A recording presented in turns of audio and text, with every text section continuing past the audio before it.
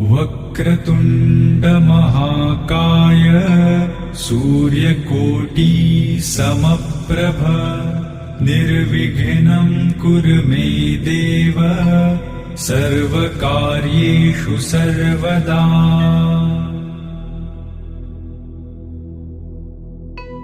वक्रतुण्ड महाकाय सूर्यकोटि समप्रभ निर्विघ्नं कुरु मे देव सर्वकार्येषु सर्वदा।